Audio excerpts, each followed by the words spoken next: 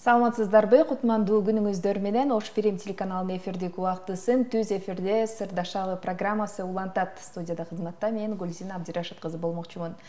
Белгилей кетсек, биздин программа үй бүлөлөрдү бекемдөөгө, адамдардын бири-бири менен болгон мамилени чыңдөөгө багытталат. Студиябызга келген коногубуз сиздерден келген суроого жооп берет. Анда студиябыздын коногун сиздерге тааныштырып өтөлү. Бүгүн биздин студиябызда конокто Бишкектен келген коногубуз кванттык психолог Ызаткан Жусупова. Саламатсызбы? Студиябызга кош келипсиз. Ош жергесине кош келипсиз. Негизинен эле ушул сиз кванттык баягы секирүү же болбосо квантовый физиканы көп изилдейт экенсиз да, психология жаатында. Бул түшүнүктүү, биз баягы мектеп программасында физикадан окуганбыз, бирок биздин жашообузга кандай таасири бар бул нерсе? Саламатсыздарбы? Менин атым Ызаткан Эркинбековна Жусупова.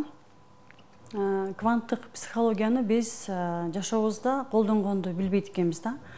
Мен өзүмдүн мектептеги программа менен эле психологияны изилдеп жүрүп эле, анан өзүбүздүн жашообузда биз кайсы убакта изилдеп кызыгып баштайбыз, башыбызга кыйынчылык келгенде.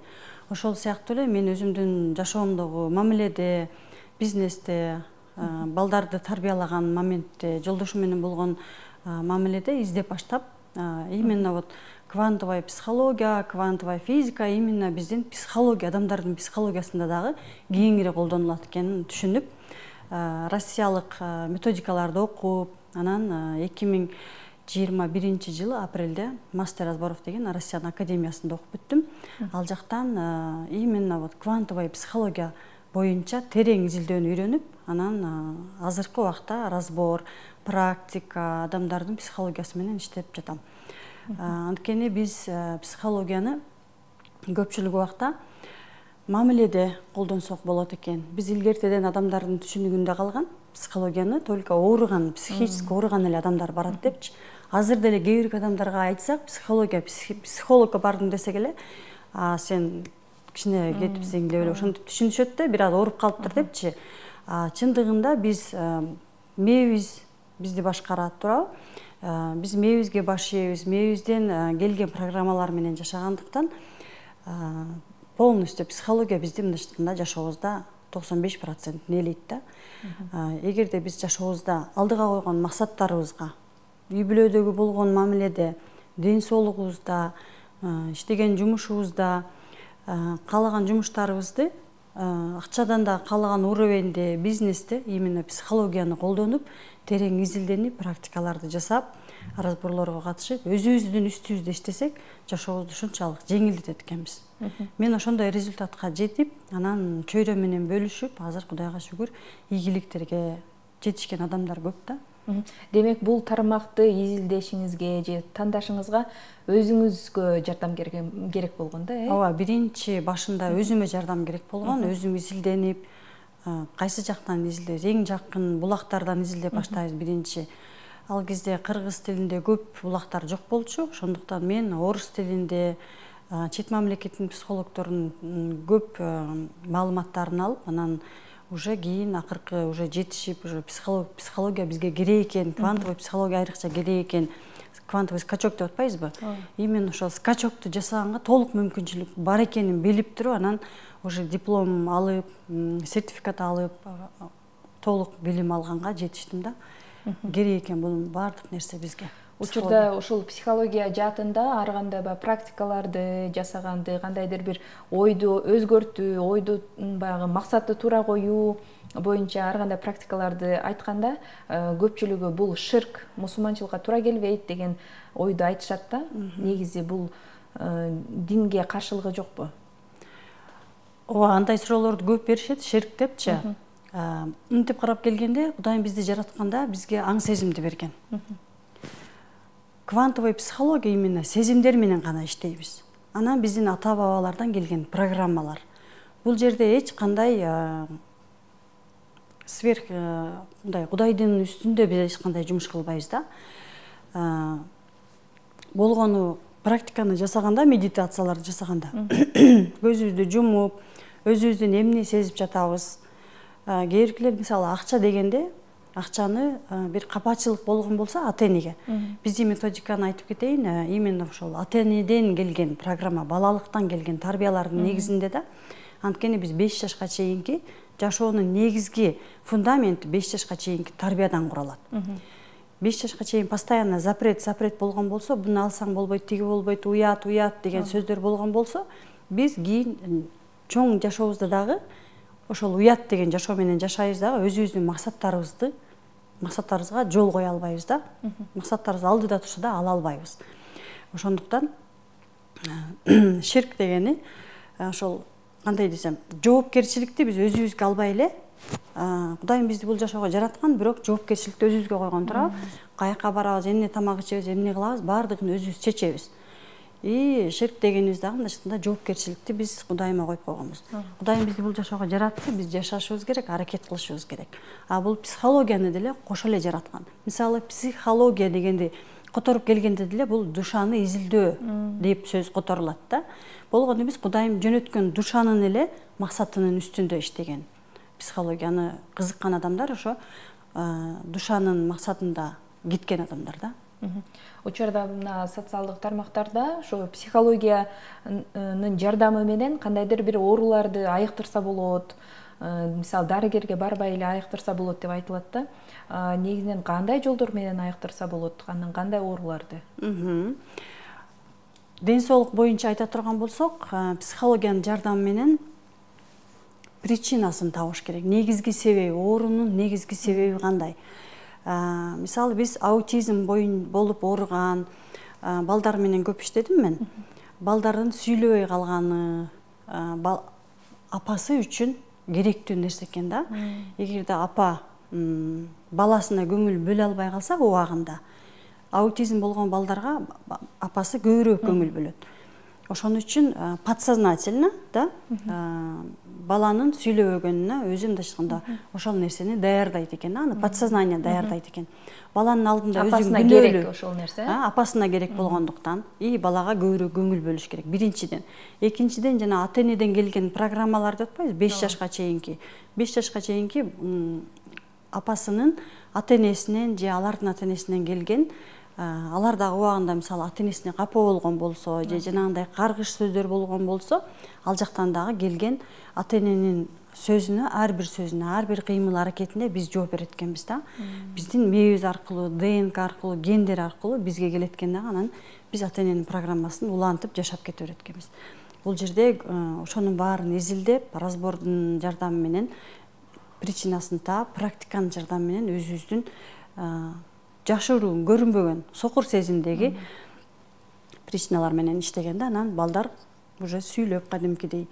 Мен 4 жашка чейин сүйлөбөгөн, даже үнүн чыгарбаган бала менен иштедим, азыр Москва шаарында. Жакында эле Москвага барып биз жолугуш өткөрүп, именно ошол квантовая психология мастер разборов деп жолугуш өткөрүп келдик. Ал кыз келип, баласын көрсөтүп, баласынын видеосун көрсөтүп, баарын көрсөтүп берди. Мына сиздер разбор жасагандан кийин, именно ошо психология менен ал кыз иштеп баштагандан кийин баласы сүйлөп, ал азыркы убакта англис тилинде сүйлөп, англис тилинде ырдап калыптыр да. Чындыгында врачтарга алып барып, Москвада медицина жакшы го, ошончолук аракет кылган экен, бирок болбоптур. Анан ошол эле кыздын мисалын айтсам, экөөбүз сүйлөшкөн моментте үй бүлөсү жөнүндө көп оң келишпестиктер болуп атат. Жолдош мени туура эмес түшүнүп атат, балдарым ооруганын колдобойт, мени колдобойт деп айтчу. Анан мамилеге дагы психология жактан жардам бердик. Азыр көрсө сен жакшылык менин адам турбайсыңбы, көрсө сен мени тандаган адам турбайсыңбы деп, азыр жолдошу менен мамилеси жакшы. Балдарына жардам берип, медицина жактан дагы кошумча жанагындай сабактарга алып барышыпчы. Жакшы. Ошондуктан биз адамдар ар бирибиз өзүбүздүн жашообузга өзүбүз умтулушубуз керек да. Мисалы, Кудайым жооп берет деп отура бергенибиз менен эшикти жаап алып ачка калабыз, кийимибиз жашашыбыз керек турабы? Ошол эле жашоонун эле бир направлениясы, бир нугу да, психология делечи. Анткени азыр баарыбыз тең эле билебиз, чет мамлекеттерде ар бир үй бүлөдө бирден психолог болот. Алар жөн эле алардын ар бири психологически ооруп калгандыктан эмес, именно жана сиз айтып өткөндөй, именно ойду контролдоп, туура кандай кетиш керек. Мисалы жанда стресс болгондо аларды чыгарып туруш керек. Капа болгондо аларды чыгарып туруш керек, сөз менен айтып чыгарып туруш керек. Ошонун баарын биз ичибизге катпай, ыйлабай, унчукпай отурбай чыгарып турушубуз керек да. Эмоцияларды биз сыртка туура чыгарганды үйрөнүшүбүз керек. Демек багы балдар ооруп калса, бул ата-эненин да таасири болот. Ата-эненин таасири. Ошондой эле баягы Луиза Хейдин дагы өзүнчө психосоматикасы бар эле го, ар бир оору боюнча, ошол боюнча дагы айта кетсеңиз, баягы кайсыл оору эмнеге жооп берет? Мисалы, балдардын оорусунун көбү эле ападан болот. Анткени бала температура болдубу? Баланы үйгө таштап, апасы жумушка кетти да. Мен балама жакшы апа боло алган жокмун, баламы таштап жумушка кетип атам деген апада бир күнөөлүү сезим пайда болот да. Анан жумуштан келгенден кийин балам эмне болот? Температура болот. Анан балабызды кучактап отуруп калабыз. Балабызды биз өзүбүз оорутабыз. Анткени бизде күнөөлүү сезим болгондон кийин биз өзүбүздү жазалайбыз да. Ошондуктан азыркы моментте биз көп айтабыз, өзүңөрдү күнөөлүүмүн деп айтпагыла, анын ордуна ыраазычылыгыңарды айткыла депчи. Мисалы, биз азыр Кудайдын алдында күнөөлүүбүздү айтып атпайбызбы? Анын ордуна биз, наоборот, Кудай, мен сага ыраазымын деп айтышыбыз керек. Жаман ситуациябы, жакшы ситуациябы, берилген ситуация бизге сөзсүз бир маанини билдирет. Ошондуктан биз сөзсүз ыраазычылыгыбыз менен кайрылышыбыз керек. Баланын жанагындай аутизм болгондору бул көбүнчө ата-энеден келген программа. Ата-эне менен көбүрөөк иштешибиз керек. Бизге мисалы разборго көптөгөн ата-энелер келет да, балдары менен иштеш керек болгондо, биз балдарга тийбейбиз. Даже балдарды карабайбыз. Сразу эле ата-эне менен иштеп баштайбыз. Айрыкча апа. Бардыгы эле ападан болот. Ата менен апанын мамилеси жакшы эмеспи үй бүлөдө? Аны бизге балабыз көрсөтүп берет. Эки бала, мисалы, биздин балдарыбыз бири-бири менен чокулдашып урушуп атышабы? Ал ата-эненин ички бири-бири менен болгон мамилеси. Биз кандай болсок, ички дүйнөбүздө балабыз бизге ошону эле көрсөтүп берет. Мындайча бала биздин күзгүбүз да. Жалпы эле оору боюнча айта турган болсок, капачылык, таарынычтарды биз бирөөгө таарынабыз дагы, ал адамдын өзүн айтып, алар менен сүйлөшпөйбүз дагы, бурулуп алып, деген жамандап, андан бешиптер күнөөбүздү көбөйтөбүз. Өзүбүздү күнөөлөгөн сезимдерибизди көбөйтөбүз. Анткени мен тиги адамды кеп кылып атам деп да күнөөлөйбүз өзүбүздү. Анан күнөөлүү болгондон кийин, тиги адамга капа болгондон кийин алардын баары кошулуп отуруп, анан бизди бир жерден оору болуп чыгат. Капа болгондо биз айтпайбыз дагы, жутуп коебуз ичибизге. Бизде дене бар. Дене ар бир эмоцияны сактайт, ар бир жергечи. Мисалы, жүрөккө, капачылыкты айтпаганда, таарынычты айтпаганда баардыгын ичибизге эмоцияны сактайбыз. Анан бизде жанагындай жүрөк оорулары пайда болот, инфаркт, ошонун баардыгы чыкпаган эмоциялардан. Капачылык болобу, таарыныч болобу? Мен капа болдум, мен таарындым. Аккан оорусу дагы, аккан оорусу дагы. Ошолордун баардыгын айтып, сыртка чыгарып турушубуз керек. Эмоцияны биз эч качан чыгарбайбыз. Биз даже кичинекей кезибизден бала ыйлап атса дагы айтабыз, ыйлаба деп. Баланы байкасаңар өзүңөр, бала ыйлап атканда, ыйлаба деп койсо, деп байкуштар үнүн чыгарбай отуруп калат. Эмоциясын уже ичине киргизип алат да. Бала болгону, капа болгон моментте эмоциясын сыртына чыгарып алат да, жөн койсокчу. Ыйлап өз бир маалда басылат да, анан өзү эле келет өзүбүзгөчү. Биз кайсы убакта баланын ыйлаганына чыдай албайбыз. Көпчүлүк ата-эне баланын ыйлаганына чыдабайбыз. Башыбыз ооруп кетет. Анткени бизге ата-эне уруксат берген эмес да, ыйлаба депчи. Алар биздин ата-энебизге алардын ата-энеси уруксат берген эмес. Ушундай эле бир болбогон эле бир программалар ата-эне эмне үчүн мени аркага көчүп туткан себеби ата-энебиз биздин аркабызда турат. Ата-энеден келгенде ушундай болор болбос эле программалар бар да. Ошондуктан балдарыбыз ыйладыбы, уруксат бериш керек. Кыйкырдыбы, кыйкырыш керек. Эмоциясын туура чыгарып туруш керек. Анан ошол эмоциясын сыртка чыгарган бала кийин жашоосунда дагы эмоциясын сыртка чыгарып ичине жүк кылбайт. Ар бир чыкпаган эмоция ичибизге кире берет, капачылык денебизге кире берет. Анан бизде ата-энеден келген күч бар. Азыркы заманда энергия деп көп айтышат. Ошол энергиянын баардыгы бизге сыртка чыкпаган капачылыкка, таарынычка, эмоцияга сарпталат дагы. Анан биз алдыбызга койгон максаттарыбызга жетпей жүрө беребиз. Анткени эмне болот? Бизди каждый раз бизди тыйган сайын колубуз байлана берет. Анан колубу байланган адам алдыга жыла албагандай эле биз да жашообузда алдыбызга жыла албайбыз. Негизинен ушул айтып атпайсызбы? Ата тектен келген программалар деп. Анан ошол программаларды кантип тазаласа болот? Эгер алдыга умтулуу күч болсо, мисалы максаттарга жете албай жатса. Ата-энеге кантип тазаласа болот? алар бизди чын жүрөгү менен жакшы көрөт, ата энебиз. Алар бизди адам болсун, жакшы болсун деп тарбиялашат. Бирок алар өздөрүнүн ата энесинен алган эле программалар менен тарбиялагандыктан, эми алардын убагында, мисалы биздин ата энебиздин убагында психология азыркыдай кеңири жайылган эмес, маалымат берилген эмес. Бизде канчалык тыйып жапкан сайын ошончолук баланын мүмкүнчүлүгүн жаап атканын билген эмес алар. Алар болгону жүрөгүнөн чыгарып эле эл катары жакшы адам болсун, элдин катарында жүрсүн деген тарбияны беришкен.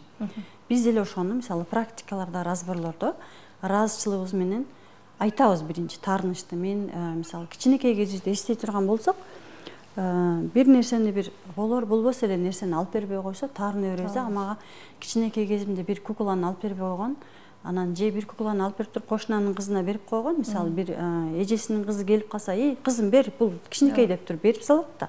Ошол сурабай эле. Бизден сурабайт. Биз өзүбүздүн балабыз капа болбойт деп туруп, анын колунан жулуп тиге берип коебуз. Самый главный конок ыйлабаш керек, коноктун баласы ыйлабаш керек, таарынбаш керек деп эле берип коебуз. Анан тиги колунан оюнчугун алдырып койгон бала ыйлай берет. Сыртын айтпайт, ата энесине чыгарбайт, айтпайт. Бирок өмүр бою эсинде калат да, көкүрөгүндө ошол нерсе таарыныч болуп, апачылык болуп ата энесине калып кетет. Колундагы нерсесин алдырып ийгени. Ошол эле бала кийин чоңойгондо колундагы көп нерсесин алдыра берет да, алдына келген мүмкүнчүлүктөрдү алдырып коет. Алдына келген мисалы жанагындай мамиледе жигиттерин тартып кетишет го, бир кыздардын. Ошондой сыяктуу эле болуп кайталана берет. Ошол көрүнүштөр. Анткени кичинекей кезинде абийдан алгысын эмне кылган, ата энесине айткан нерсе жутуп койгон, жеринде калып калган. Ошол программа сыртка чыгыш үчүн эле ар түрдүү ситуацияларды тарта берет да. Ата энебизге ошолорду айтып эле ыраазычылыгыбыз менен, сиз мага ошонтой түшүнүксиз деген практикалардын жардамы менен да айтып, ыраазычылыгыбызды айтып, ата энебиз бизди колубуздан оюнчукту алып койгондо бизди жаман көргөндүктөн эмес да, просто бөлүш деген, просто бизге түшүндүрүп айткан эмес. Балам, бөлүшүш керек, мен сага башка оюнчук алып берем деп мындай сүйлөшпөй эле козудан алып туруп берип койгон, биз таарынып калганбыз. Ошону эле биз азыркы убакта түшүндүрүп айтып, ата энебизге айткандан кийин, бирок ошол эле моментте ата энебиздин кайра сүйүүсүн, бизди жакшы көргөнүн сезип, аларга ыраазычылык айтабыз. Ошо менен эле ал программалар эстеген сайын мурункудай аябай обидно болбойт, жеңил эстеп калабыз да. Кандай ситуацияны эстесек эле биз токтоп турасыз. Бизде түз байланышта көрүүчүбүз бар экен суроосу менен. Алло, саламатсызбы? Алло, саламатсыздарбы? Мен мындай суроо бар эле да конокко. Мисалы кимде ким өзүнө бактысыз сезип, мисалы алдыга койгон максаттары канчалык чабаласа дагы ишке ашпай калып, мисалы баардыгы пландаштырылган боюнча болуп баратып эле, дайыма ишке ашпай калган учурлар көп болот да. Ошондо мисалы ошондо квантовый психологияда кандай терапия туура келет, кандай ыкмаларды сунуштайт элеңиз? Эмне кылыш керек? Ошо адам аракеттенсе да үй бүлөдө, бизнесте, мисалы карьерада дагы аракеттерин көрүп жатат, баары жакшы болуп натыйжасына жетейин деп атканда баягы ишке ашпай калат да. Ошондо эмне кылыш керек? Рахмат. Рахмат сурооңузга. Жана айтып өтпөдүкпү? Алдыбызга максатты коебуз, бирок жетпейбиз. Анткени бул жерде биз энергияны аздыгы, энергиянын жетпегендиги. Бул жерде обида, таарыныч, капачылыктар менен биринчиден ошолор менен иштеш керек. Экинчиден, ошондой ийгиликтерге биздин ата энебиз жеткенби, жеткен эмеспи? Биздин ата энебизде ошондой, ата тегибизде ошондой ийгиликтер болгонбу, болгон эмеспи, туурабы? Анткени биз ата тегибизден, ата энебизден жогору турбашыбыз керек. Ал биздин мээнин программасы, аны лоялдуулук деп коет. Эгерде мисалы бизнес боюнча айта турган болсок, же карьераны жогорураак да, ата энебиз жөнөкөй эле мугалим болуп же эл катары жүргөн адам болуп, бирок ата энебизден жогорураак максатты койгон болсок, анда бизде таандык болуу деген бизде закон бар. Лоялдуулук. Мен ата энеме таандык болуш үчүн мен ата энемден жогору кетпешим керек дейт дагы, бизди аркага тартып турат. Лоялдуулук закону да булчу. Биринчиден. Экинчиден, кичинекей кезибизден бизди ата энебиз тарбиялаганда кантип тарбиялаган? Сенин колуңдан эч нерсе келбейт. Алар бизди мындай капачылык аркылуу тарбиялаганда, сындырып коесуң бери деп, сындырып коесуң, сенин колуңдан келбейт же бир нерсени жасауга сен укпайсың эчтекени, сен адам болбойсуң депчи. Ошол убакта мен ошондой турбаймынбы деп ата энемдин сөзүн программа болуп калып калат дагы. Анан мен ата энемдин баласы болуш үчүн, кызы болуш үчүн алардын айтканын угушум керек деп эле алардын айткан программасы менен биз жашай беребиз. Эгерде ата эне сындырып койсок дагы же бир нерсени жасабай койсок дагы, балам сындырсаң эчтеке болбойт, кийинкиде балам этият кыл. Же бир нерсени жасабай койсок, туура эмес жасап койсок дагы, мисалы үйдө ушунчалык аракет кылып жыйнасак да, ата энебизге келип бул жерде чаң экен же бул жерде мындай экен деп андан бишиптер бизге претензия койсо, уже бизге стимул жок да, стимул керек балага. Бала туура эмес жасаса дагы азаматсың балам деп башынан сылап, мактап, поддержканы ата эне бербесе башка эч ким бере албайт. Ата энедей мээримди, сүйүүнү башка эч ким бере албайт. Балалык менен көбүрөөк балалыктан ошол ушунчалык кээ момент болот, сиз өзүңүз эстеп көрсөңүз болот. Баардыгын даярдап, мисалы балалыгыңызда бир сонун жумушту аткарам деп ушунчалык берилип аткан моментте сизди бир, может ата энеңиз, может бир туугандарыңыз, может даже мугалимдер, жана аябай жакшы окуган окуучулар болот го, ушунчалык аракет кылып баары окуса деле 4 коп коюп же 3 коп койгондо уже баланын стимулу алдыга кеткен каалоосу жок болот да, анан кийин өзүн тартып баштайт аркага. Ошондой бир сизде бир программа болушу мүмкүн, ошол программаны тапканга аракет кылышыңыз керек да. Кантип табат бул программасын? Мисалы биздин методика мастера сборовто диагностика кылсак болот, же жанагындай эстеп көрүш керек ошондой ситуацияларды. Балалыктагы болушунча кичинекей момент болуш керек да, 7-8 жашка чейин. Эгерде андан ага чейинки момент эсиңизде жок болсо, мектептеги учурду эстеп көрсө болот. Ата энеден алып аткан тарбияда, ата эне менен чогуу жашаган моменттеги учурду эстеш керек да. Ошо менен иштеш керек. Мисалы сизге кайрылган инсандар ушул мисалы 30 жашта кайрылабы же 40 жашында кайрылабы, мисалы бир эле сиз менен сүйлөшүү, баарлашуудан тазалана албаса керек, Бул баягы 30 жылдык программасын тазалаш керек да. Ооба, кээбиркилердин причиналары бир эле причина болот да, бир эле себеп болот. Ошондон эле ошону иштеп койсо эле сразу эле результатка секин жетип кетет. Кээбиркилердики болсо топтолуп калган, сиз айткандай 30-40 жылдан бери топтолуп калган программалар болот. Даже ата эненикин алып алган программалар болот. Алар менен иштемейин алдыга кетиши кыйын болот. Бирок мен өзүмдүн жашоомдо көп причина менен иштедим.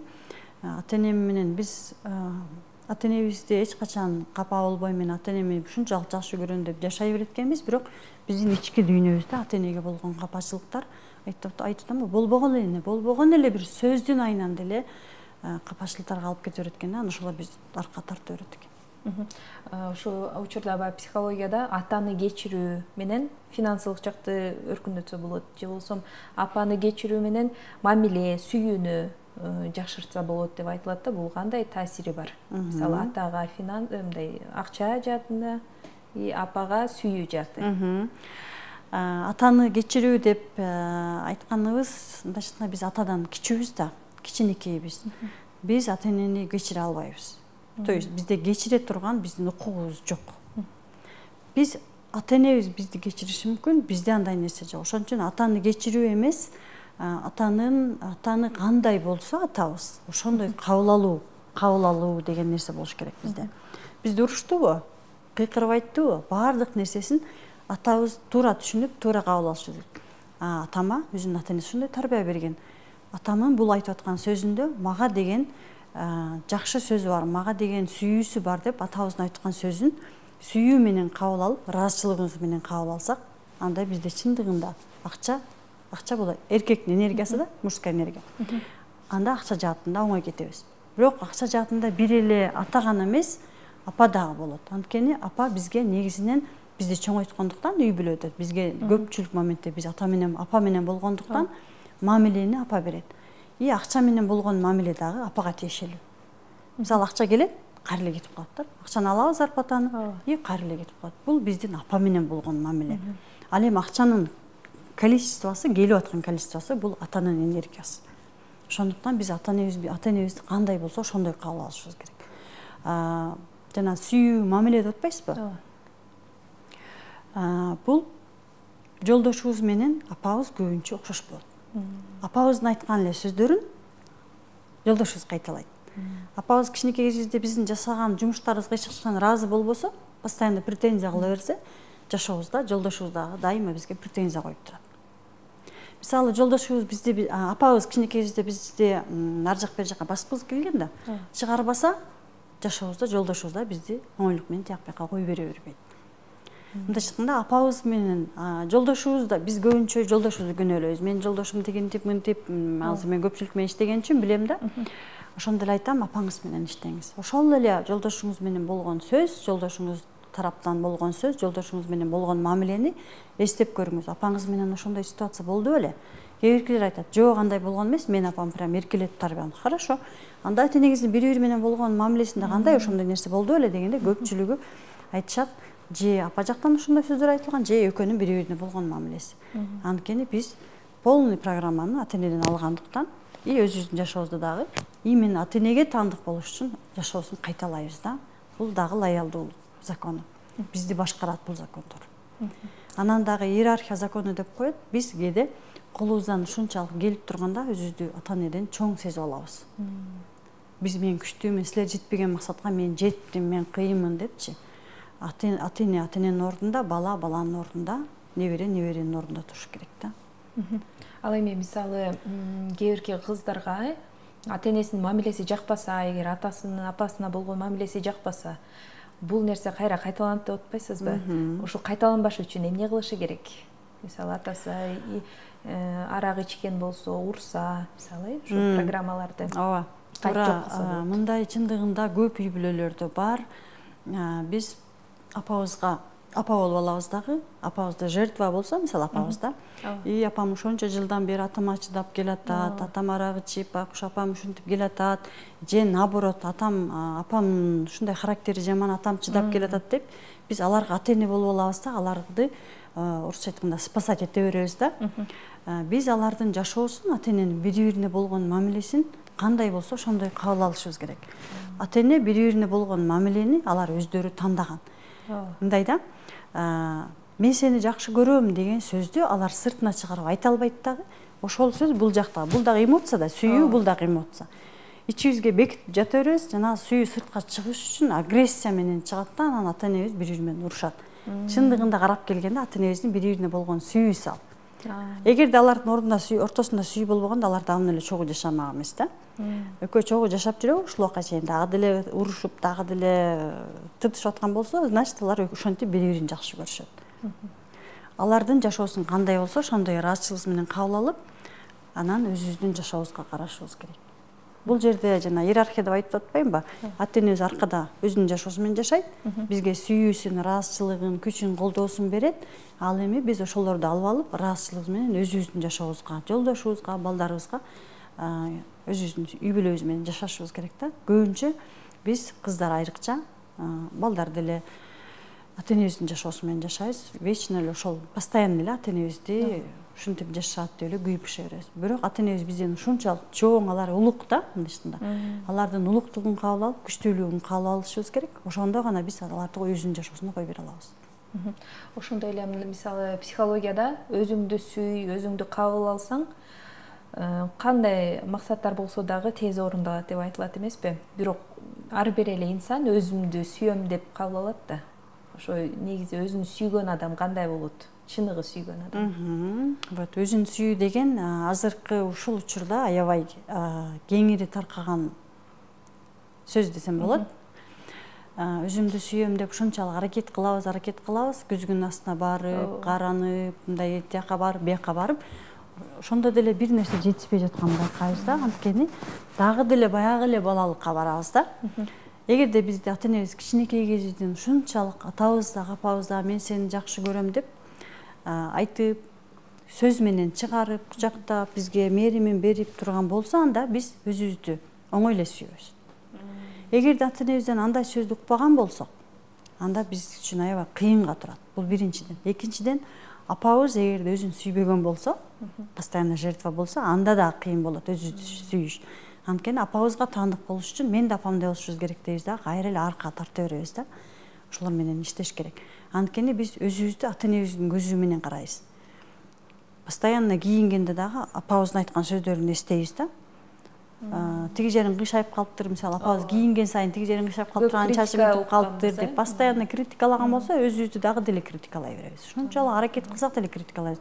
Даже ушунчалык кымбат алган кийимиң деле жарашпайт.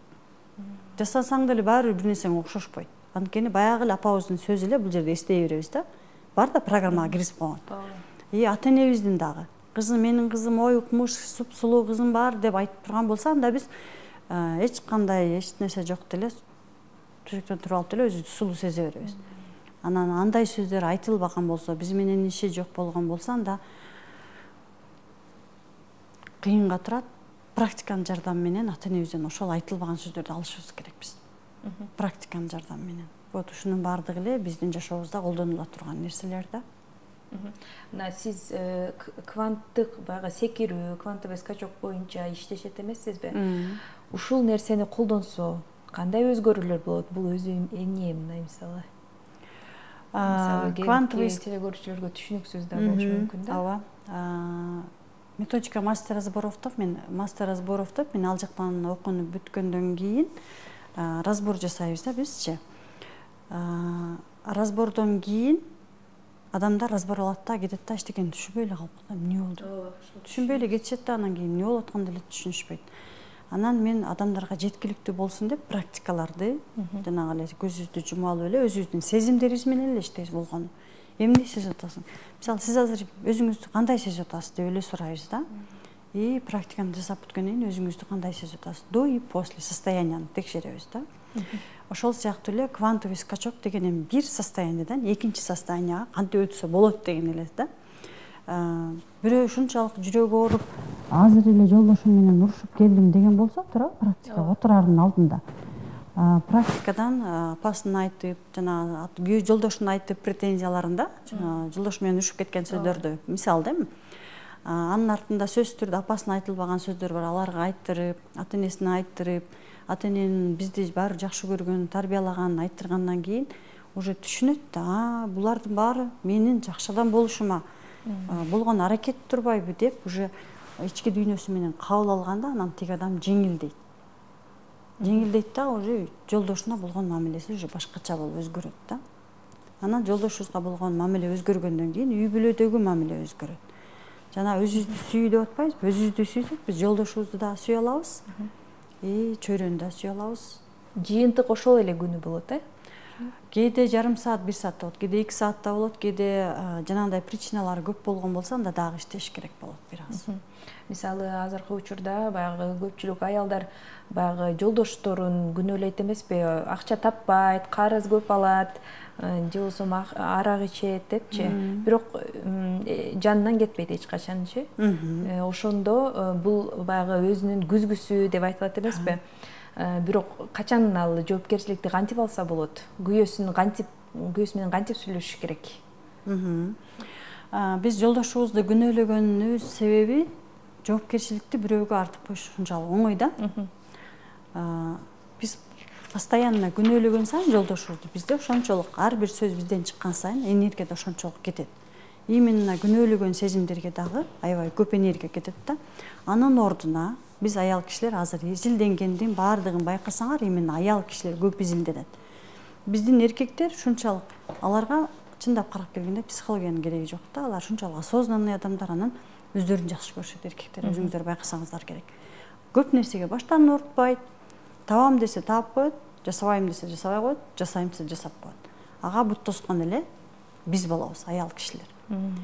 Көбүнчө бизде жанагындай коомдо көпчүлүк жанагындай жолдошум көп акча тапса мынтип кетет, анан тияка басып кетет, бияка басып кетет деген, бизде же тиге берип коет, үйгө алып келбейт деген эле биздин эле бияктагы эле программалар бизге тоскоолдук кыла берет.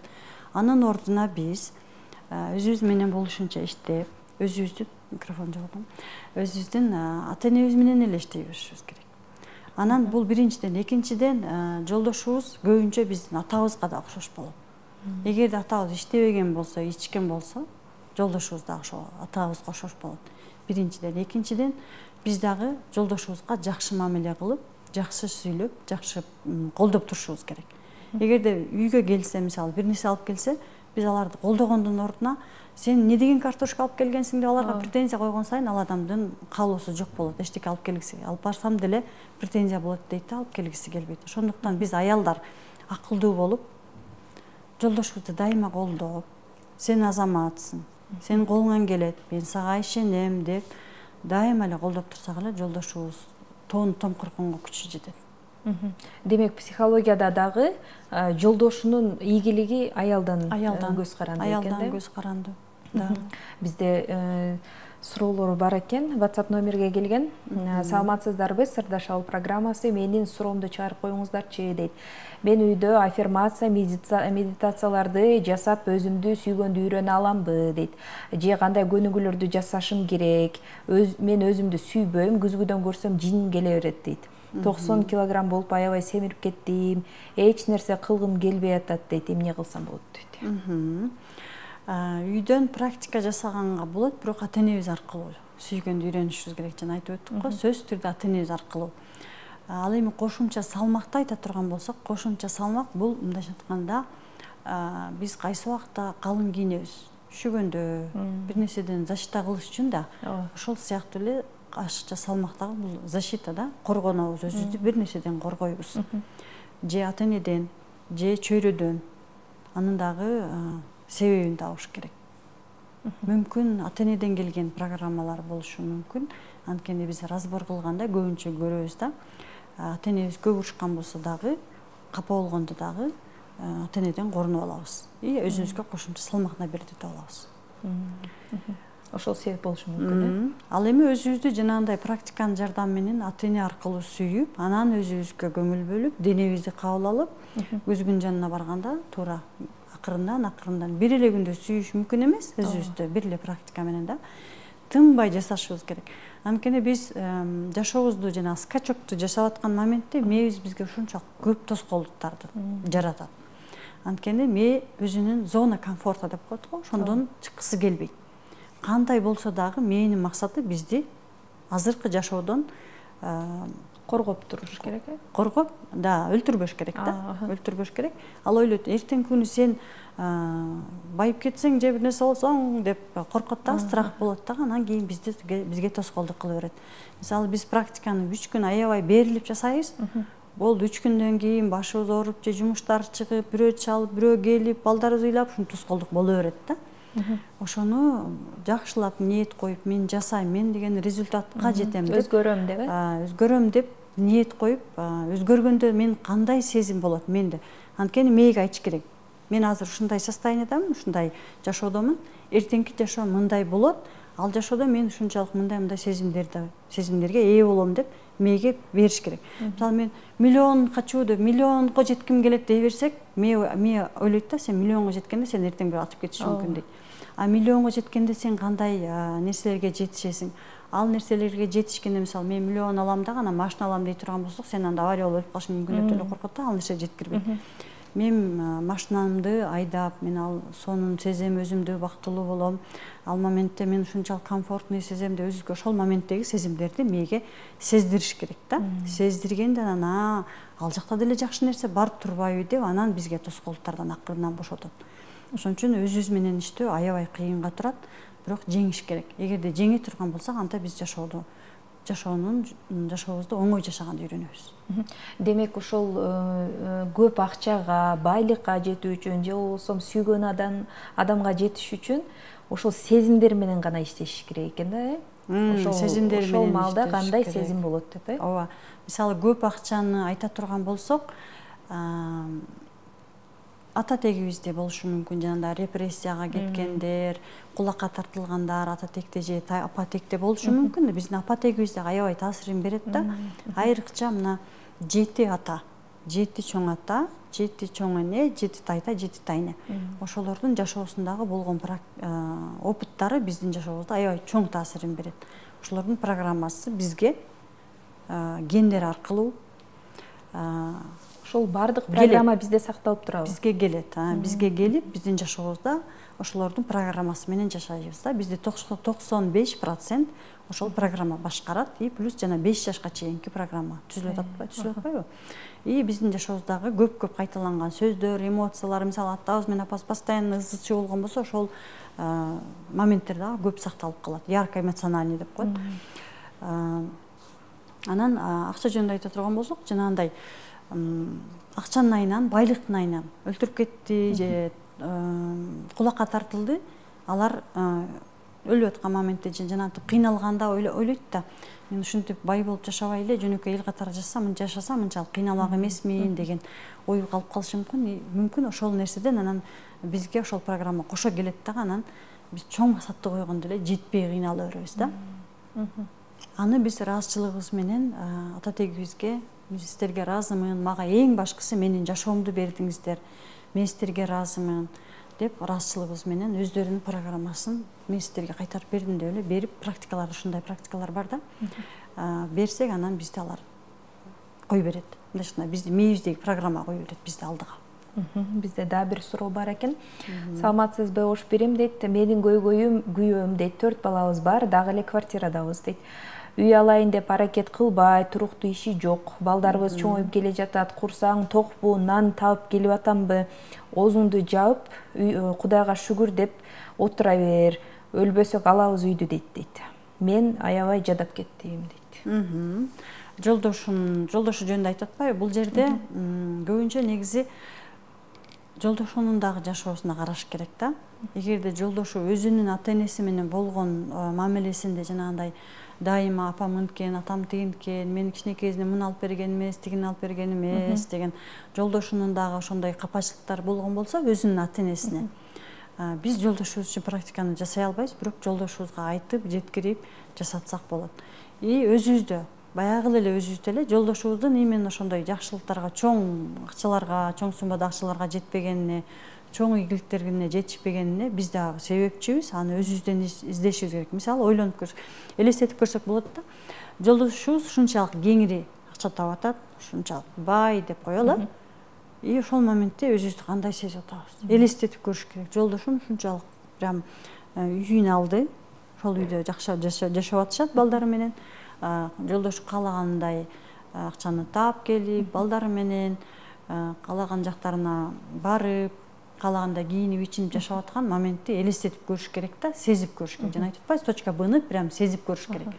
Мүмкүн ал эженин мээсинде, там подсознаниясында деп коеюн, сокур сезиминде, мүмкүн сен андайга жетсең, там жолдошуң кетип калышы мүмкүн, же сен кетип каласың, жолдошуң кетип калат деген бир тоскоолдук болушу мүмкүн. Ошону элестетип көрүш керек. Эгерде аны да элестетип көрө албаган болсо, анда диагностика жасатып көрүш керек да, диагностикада көрүнөт. 95-99% аялдан болот көбүнчө жашоо. Жакшы, дагы бир суроо бар экен. Саламатсыздарбы? Сырдашалы программасы. Мен көйгөйүм турмушка чыкканмын. 11 жылдан бери балалуу боло албайбыз дейт. Барбаган жерим калбады. Эмне кылсам болот? Чарчап кеттим. Балага багып алайлы десем күйөөм көнбөйт дейт. Өзүмдүн гана баламды багам дейт. Өзү проблема көбүнчө жолдошумда экен, бирок дарыланганда жини келе берет дейт. Мен тазамын деп дейт. Сен өзүңдөн болуп атат деп мени күнөөлөйт. Кантсем болот дейт.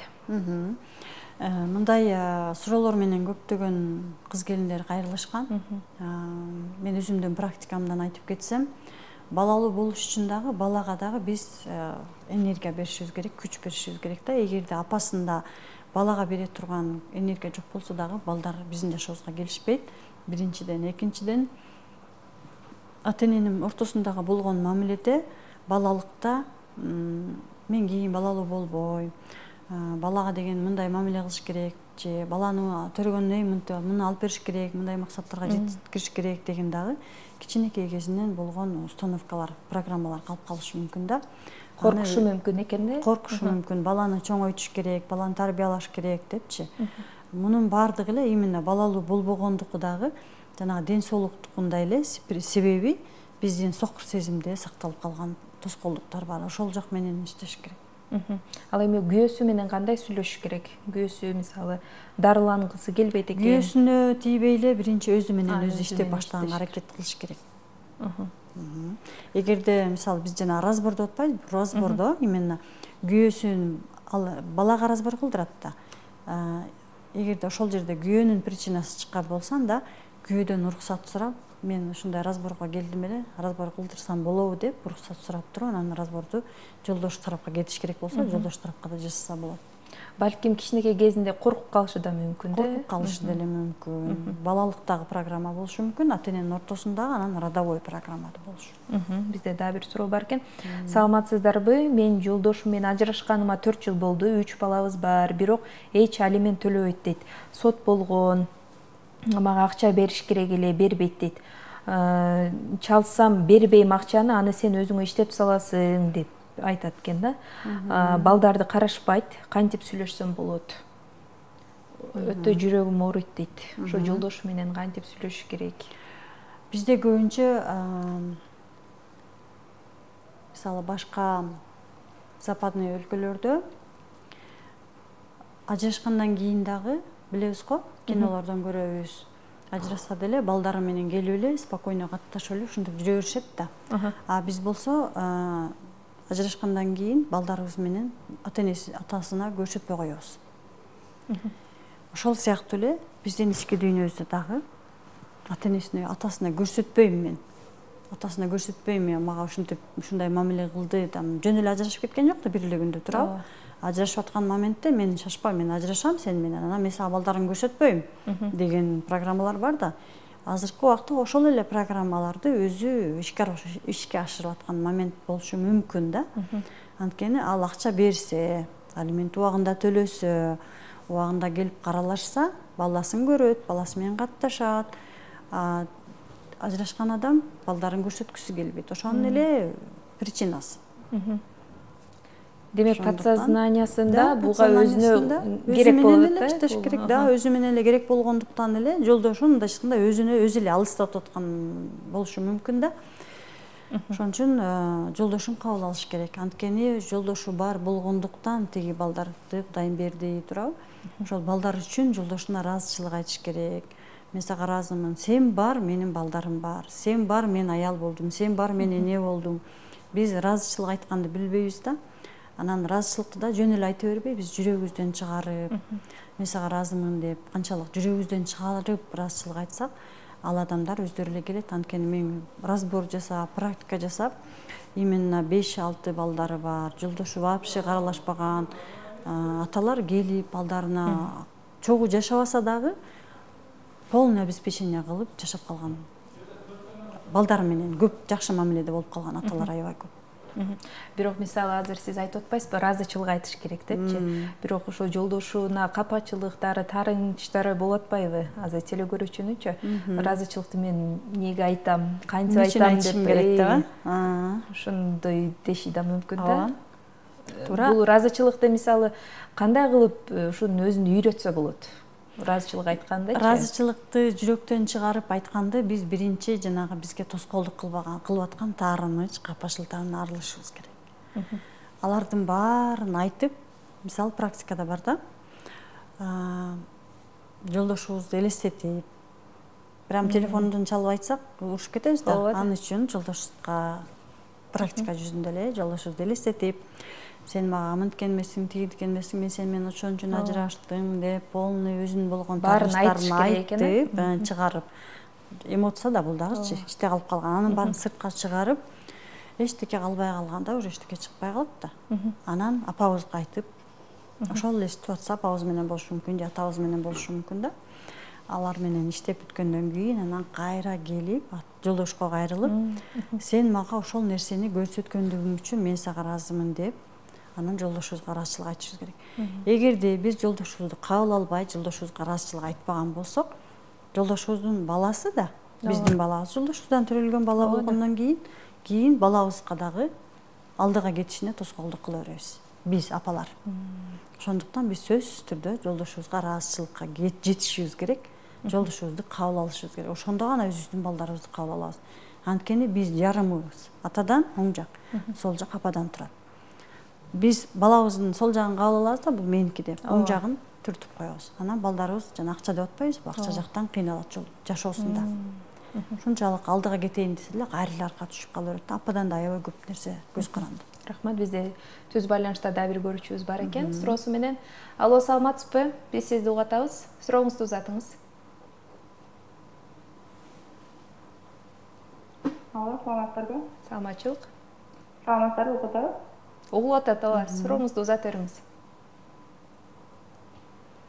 Мен узаткан суроо эжеге ыраазычылык билдирип кетейин деп чалып жаткам силерге. Узаткан эжеге аябай ыраазымын. Мен ушул узаткан эженин сабактарынан алам. Бул жашоодон өтүп кеткен адамдарды кой бериш керек экенин билдим да. Бул жашоодо адамдарды эгерде кой бербесек, өтүп кеткен адамды кой бербесек, биздин жашообузда кыйынчылыктар боло берет экен да. Ошол атамды кой берген практиканы жазат, мен өзүмдүн жашоомдо сонун өзгөрүштөр болду да. Узаткан эжеге аябай ыраазымын.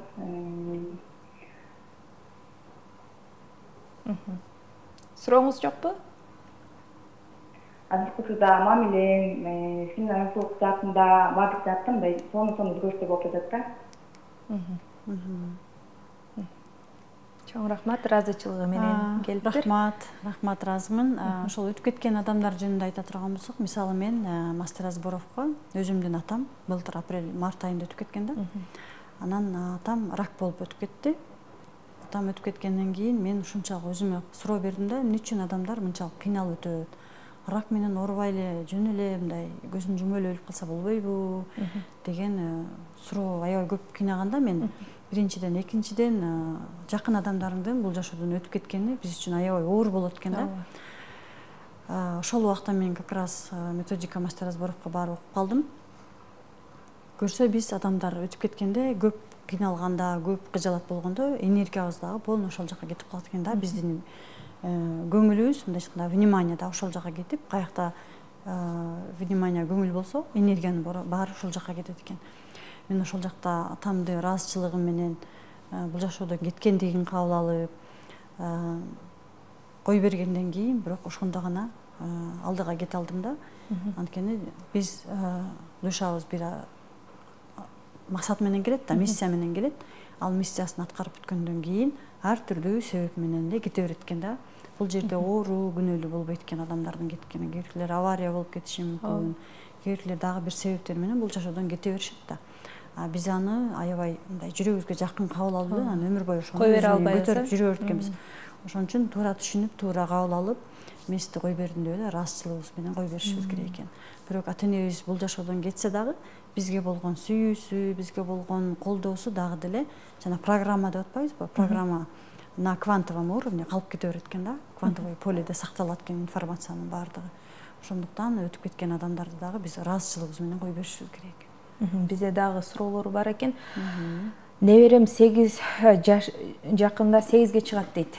Узун сөздөрдү кошуп сүйлөй албай келет дейт. Врачтарга көргөзүштү, дарыларын ичти, эстеп кала албай жатат дейт. Окуй элек дейт, 8 жаштагы бала.